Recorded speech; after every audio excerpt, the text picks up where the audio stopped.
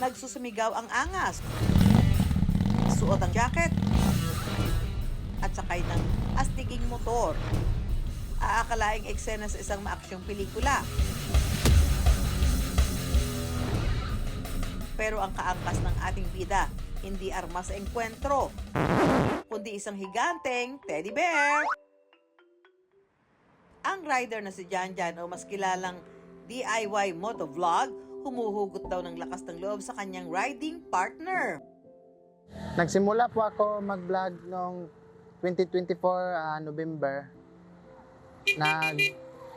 Nag-decide akong mag-vlog dahil yung anak ko ay hobby niyang mag-video. Miss you! Miss you! So yung anak pala nakin ay nawala dahil sa aksidente ng rambutan. Ang human size teddy bear is representative po niya kasi dati travel kami ng travel, kahit saan kami napupunta, siya ang kasama ko. Minsan na rin daw nanganib ang kanyang buhay sa kalsada na nagbukas naman sa kanyang isip at mga mata.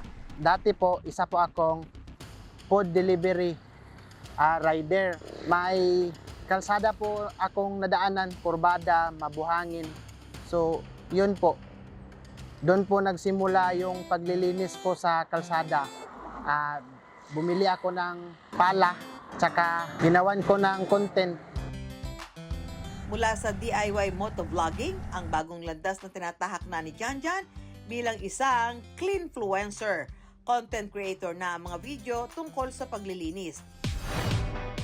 Araw-araw pagkatapos ng kanyang trabaho bilang maintenance staff sa isang kumpanya, diretso si Janjan sa kanyang hero mission, ang linisin ng mga papanganib na blind spot at mga kurbadang parte ng daan na takaw aksidente.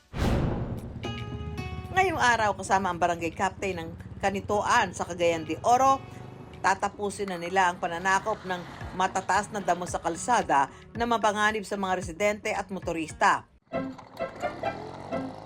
Bit-bit ang mga kasangkapan sa paglilinis, si Janjan action agad. Bukod sa kalinisan sa lugar, nagsisilbing therapy raw para kay Janjan ang paglilinis matapos niyang sumemplang sa buhay. Sobrang saya ko po kapag nalilinisan ko kalsada kasi makaiwas po sa disgrasya. Hindi po madali ang mawalan ng pamilya. Kaya malaking pasasalamat ko sa Panginoon dahil sa pamamagitan nito, nagagawan ko po ng paraan upang makaiwas po sa disgrasya ang mga dumadaan, nakakatulong kahit papano. Ang ilang lugar naman dito sa Metro Manila, teritoryo raw ni Gabriel. Wala man siyang pangharabas na motor, hindi raw siya magpapaiwan sa misyon ng kalinisan. Kahit lakarin lang niya ang kamay nilaan, walis at sako lang, lumalarga na si Gabriel. Pero kahit saan man daw mapadpad ang nature lover din na si Gabriel, hindi siya nagkikibit-balikat kapag may nadaan ng kalat. Mula kabundukan hanggang baybayin ng karagatan, may bit-bit na panlinis sa trash bag si Gabriel.